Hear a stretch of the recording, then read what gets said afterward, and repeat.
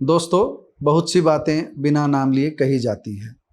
कौन नहीं जानता कि राजनीतिक क्षेत्र के अपने विरोधी को पप्पू किसने कहा। कौन नहीं जानता अपने राजनीतिक विरोधी को फेंकू किस किस पार्टी के नेताओं ने कहा। पप्पू वार था तो फेंकू वाला जवाब पलटवार। कहीं पर नाम नहीं लिया मगर बात पूरी हो गई। सभ्य समाज में यह शब्दावली अच्छी नहीं है, मगर जब हमारे कर्णधारों की भाषा का स्तर लगातार गिर रहा हो तो यह मत सोचिए कि हम क्या कर सकते हैं। हम और कुछ नहीं तो बोल तो सकते ही हैं। यह मत सोचिए बोलने के अलावा कर भी क्या सकते हैं। बोलना बहुत बड़ा हथियार है। जब अन्याय हो रहा हो तो खुद बोलिए, दूसरों को बोलने के लिए कहिए। हम कृतज्ञ हैं उन महान लोगों के प्रति जिन्होंने हमें संविधान में अभिव्यक्ति की आज़ादी दी, अन्यथा पता नहीं जो अब कह रहे हैं वह कह भी पाते या नहीं। आज इस बड़ी सी भूमिका के साथ चर्चा करते हैं सांसद व पूर्व मंत्री अनुराग ठाकुर की 31 जुलाई को लोकसभा में की गई उस टिप्पणी की जिसमें उन्होंने बिना राहुल गांधी का नाम लिए यह कटाक्ष किया था कि जिसकी जात का नहीं पता वह जाति पूछते हैं। इसी पर बवाल मचा हुआ है।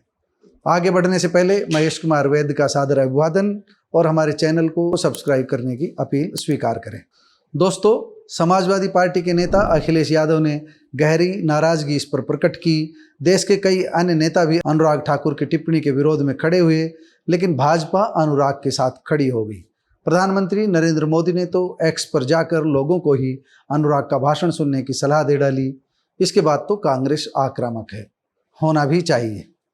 राजनीतिक दल अपनी जगह, लेकिन क्या अनुराग की टिप्पणी की पैरवी की जानी चाहिए, इसे आप भी सोचिए। हमारे हिसाब से बिल्कुल नहीं, कतई नहीं। आज़ादी के बाद हमारे कर्णधारों ने सोचा था कि जातिवाद की दीवार समय के साथ ढह जाएगी। रामन और लोहिया जैसे चिंतक विचारक इसके लिए अच्छे सुझाव लेकर भी आए, मगर जातिवाद की दीवार मजबूत होती चली गई। जाति की इस दीवार में खोट ही खोट है, लेकिन वोटों की फसल काटने के लिए इस दीवार पर मजबूत हथौड़े की चोट नहीं पड़ी। आज़ादी के बाद समय बीतने के साथ यह दीवार कमज़ोर होने की बजाय और मजबूत होती गई। अधिकांश धर्मों में डर दिखाकर पैदा की जा रही कट्टरता भी बढ़ती गई, मगर समस्या के समाधान का उपाय नहीं किया गया।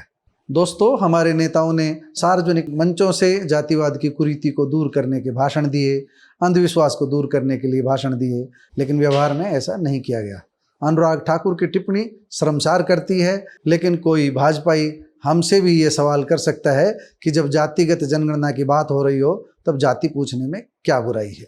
सबसे बड़ी बुराई तो ये है कि जाति जिस व्यंग्यात्मक लहजे में पूछी गई है उनकी बॉडी लैंग्वेज बहुत कुछ कह रही है। एक बार एक पत्रकार ने मुझसे पूछा था कि जातिवाद कैसे खत्म होगा।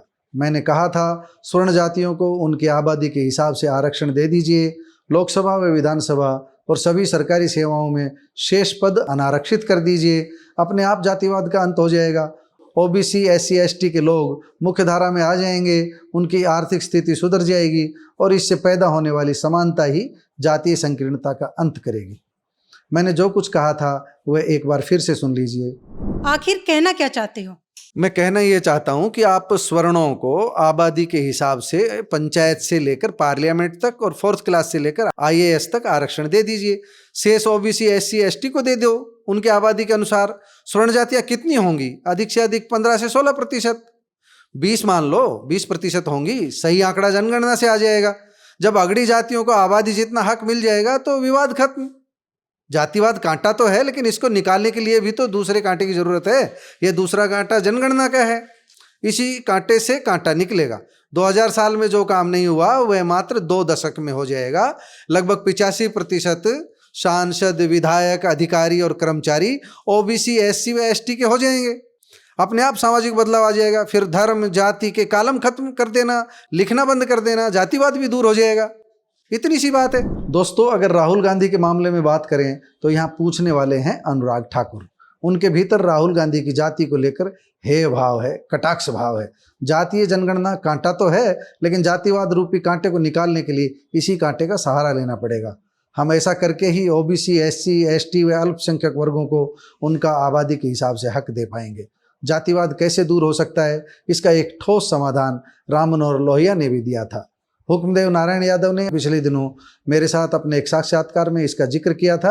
आपको उनके साक्षात्कार की वह बात भी सुनवाते हैं। कि जात की आधार रोटी नहीं है, जात की आधार बेटी है। रोटी के मामले में जातियां टूट गई, कौन किसको पूछता है। जी जी जी।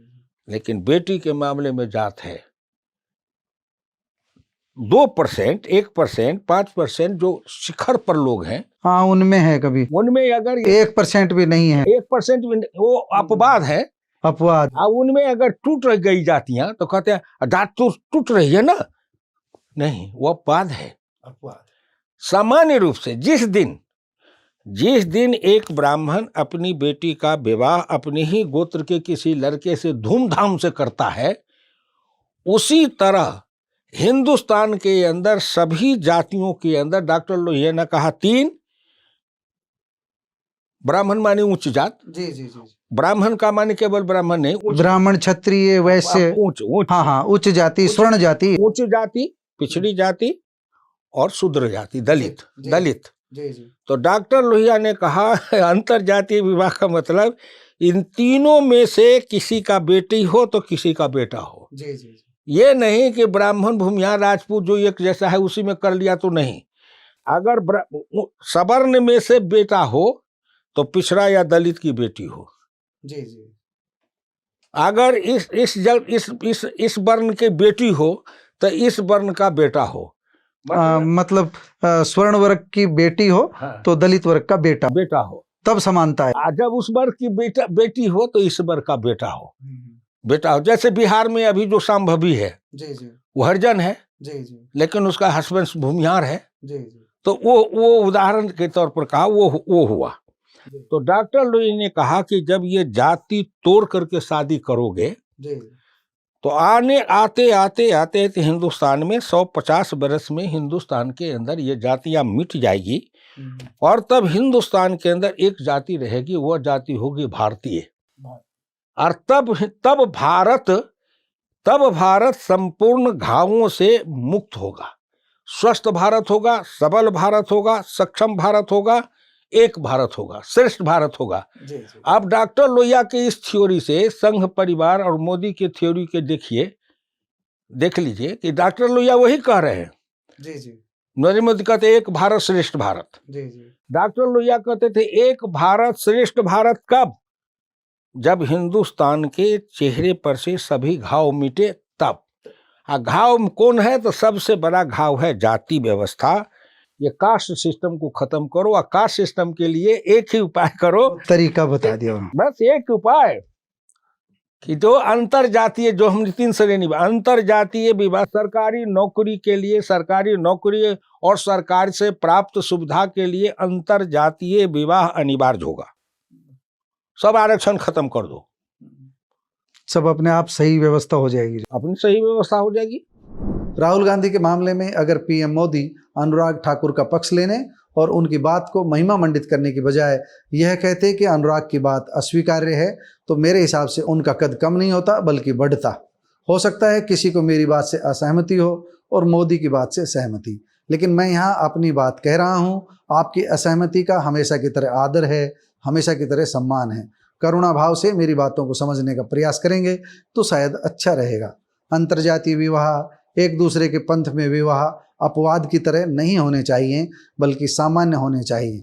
धर्म के मामले में मेरा नज़रिया उन मानवीय गुणों से जुड़ा है जो करुणा, समान न्याय व समान अधिकार की पैरवी करते हैं। आज़ादी के बाद अमृतकाल की बेला में हम जाति की लड़ाई लड़ रहे हैं, इससे बुरा और क्या हो सकता है। अब तक तो जाति व धर्म के कालम हर आवेदन पत्र से गायब हो जाने चाहिए थे, जिक्र ही नहीं होना चाहिए था। लेकिन यहाँ तो अखिलेश यादव एक मंदिर में गए थे तो उस मंदिर को गंगा जल से साफ किया गया था। अभी अनुसूचित जाति व पिछड़ा वर्ग के प्रति सामान्य जन का नज़रिया तो बदलने लगा है, मगर राजनीति इस नज़रिए को बदलने नहीं दे रही। जिनकी रोटी जाति की राजनीति से चलती है वो ऐसा होने भी नहीं देंगे। इसमें अखिलेश यादव जैसे नेता भी हैं और अनुराग ठाकुर जैसे नेता भी। बदलना सभी को होगा, उन शब्दों से परहेज करना होगा जो जातीय संकीर्णता को पैदा करते हैं। हमें इस बात का इंतजार है कि अनारक्षित सीटों से सामान्य वर्ग के लोगों की तरह अनुसूचित जाति के लोगों को भी लोकसभा और विधानसभा में भेजने की पहल होगी। अगर आज लोकसभा और विधानसभा में अनुसूचित जाति का आरक्षण खत्म कर दिया जाए तो वर्तमान संख्या से 1/4 भी सदन में नहीं पहुंच पाएंगे। इसलिए आरक्षण तब तक जरूरी है जब तक सोच नहीं बदल पाती। सोच तब बदल पाएगी जब आबादी के अनुसार पंचायत से पार्लियामेंट तक और चतुर्थ श्रेणी कर्मचारी से लेकर आईएएस अधिकारी तक ओबीसी, एससी, एसटी वर्गों से नियुक्तियां होंगी। स्वर्ण जातियों की जितनी आबादी है उतना आरक्षण उन्हें हर क्षेत्र में दे दो, उनके लिए आरक्षण तय कर दो, शेष एससी, एसटी व ओबीसी के लिए छोड़ दो। जातिवाद का अंत अपने आप हो जाएगा। गैर जरूरी तरीके से किसी की जात पूछने का मतलब है उसे गाली देना, उसे अपमानित करना। अनुराग ठाकुर ने यही किया है, यह अस्वीकार्य है। आपको हमारी रिपोर्ट कैसी लगी कमेंट बॉक्स में जाकर बताइएगा जरूर। आपने हमारी बातें ध्यान से सुनी, इसके लिए सादर आभार। नमस्कार।